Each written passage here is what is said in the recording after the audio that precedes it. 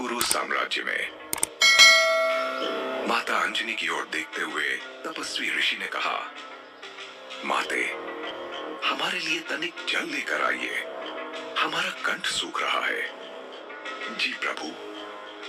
इतना कहकर महारानी अंजनी ऋषिवर के लिए स्वयं जल लेने उस कक्ष से बाहर चली गई। परंतु आगे जो भी होने वाला है उसके बारे में माता अंजनी को तनिक भी आभास नहीं है।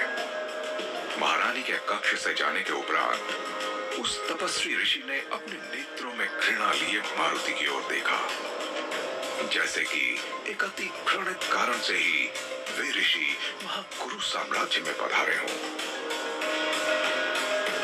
वहीं शिशु मारुति अपने चंचल मन से मुस्कुराते हुए तपस्वी की ओर देख रहे हैं। उनके मुख पर दंतुरित मुस्कान सुशोभित है। एवं वहीं वो तपस्वी जितना अधिक शिशु मारुति की मुस्कान को देख रहा है, उसकी क्रोध की सीमा उतनी ही अत्यधिक उल्लंघित होती जा रही है। मुख की शिराएं स्वयं खींचती चली जा रही हैं। अंत में अपने क्रोध की सीमा पर नियंत्रण न रख पाने के कारण ऋषि ने अगले ही क्षण अपना भेष बदल लिया और अपनी दिव्य माया से उसने उस कक्ष का द्वार बंद कर दिया। इस क्षण शिशु मारुति के समक्ष जो व्यक्ति खड़ा है वो कोई तपस्वी ऋषि नहीं, अपितु देवराज इंद्र के पुत्र जयंत है। और वे जोर जोर से अट्टहास करते हुए शिशु मारुति को देख रहे हैं। तो तू ही वो बालक है जिसे मृत्यु का भागी बनाना है मुझे। दुष्ट, अंतिम बार मुस्कुरा ले, इसके उपरांत ना तो तू जीवित रह पाएगा और ना मुस्कुरा पाएगा।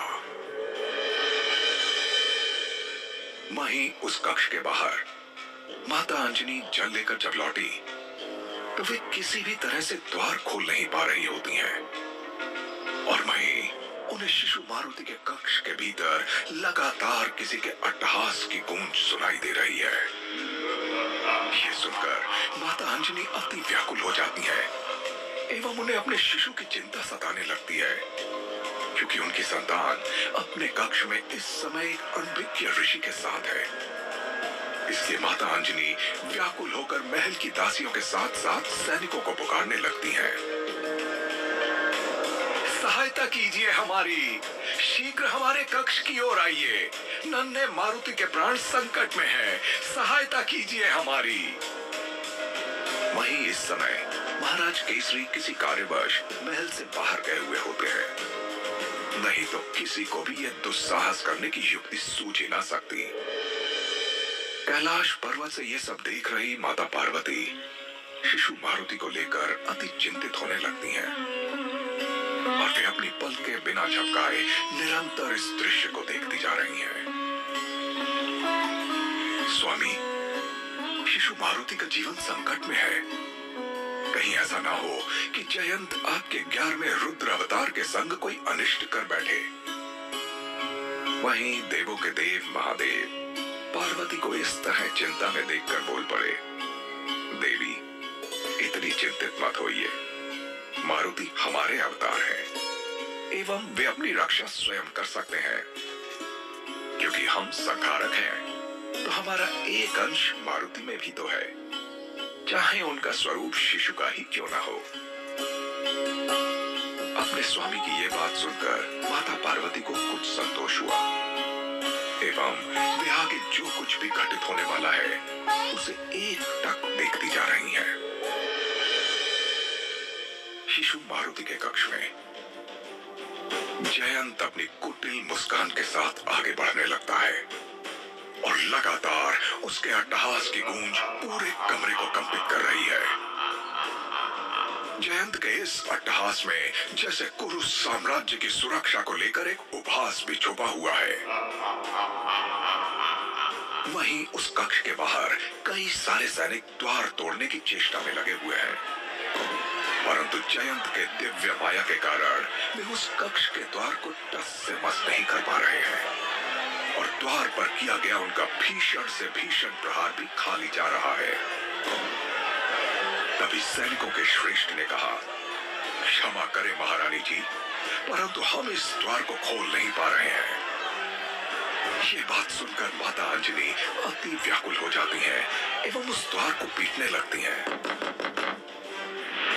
वहीं भीतर कक्ष में अट्टहास करते हुए जयंत मारुति के पालने के समीप पहुंच गए और मारुति की गर्दन दबाने की चेष्टा करने लगे, परंतु वहीं इसके उलट शिशु मारुति अब भी मुस्कुराते जा रहे हैं। उन्हें तो जैसे किसी पीड़ा का आभास तक नहीं हो रहा है। और अगले ही क्षण मारुति ने अपने पैरों से प्रहार किया, जिससे जयंत उड़ता हुआ एक दीवार से जा टकराया और धबाक से नीचे गिर गया। वहीं पालने के भीतर बाल मारुति खिलखिलाकर हंस उठे। वहीं इस घटना के उपरांत जयंत स्वयं भी चकित रह गया और उसने मारुति की ओर देखकर कहा, दुष्ट, तू कोई मायावी बालक है, इसलिए तूने हम पर अर्थात जयंत पर यह प्रहार किया। इतना कहते ही जयंत अत्यधिक क्रोध में आ गया और उसने अपने दोनों हाथों को मिलाकर एक मंत्रोच्चारण किया, मम दिव्य अस्त्राय, मम दिव्य अस्त्राय। और उस मंत्रोच्चारण के अगले ही क्षण जयंत के हाथ में एक दिव्य कटार दिख पड़ने लगा। वहीं उसके चेहरे पर एक कुटिल मुस्कान भी दिखाई देने लगी।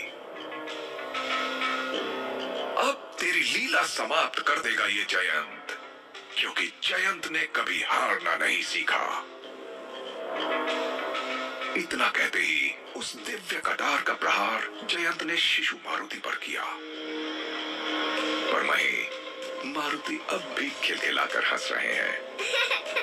परंतु ये क्या, दिव्य कटार जयंत के हाथों से तो निकला, परंतु उसका प्रभाव मारुति पर ना हुआ, बल्कि वो दिव्य कटार एक प्रकार से मुड़कर स्वयं उसी के देह से जा लगा और जयंत के शरीर पर एक के बाद एक कई गंभीर प्रहार करने लगा। वहीं अगले ही क्षण जयंत के चीत्कार के साथ वो संपूर्ण कक्ष डोल गया।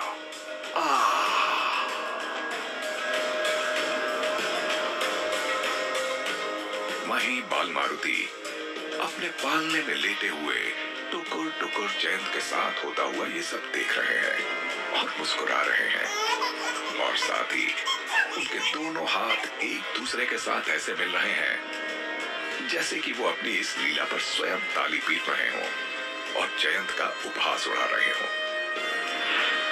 कक्ष के बाहर उपस्थित महारानी और सैनिक भी जयंत के इस चीत्कार के साक्षी बने और महारानी अंजलि अपने पुत्र को लेकर अति चिंता में द्वार को और अत्यधिक तेजी से खटखटाने लगी।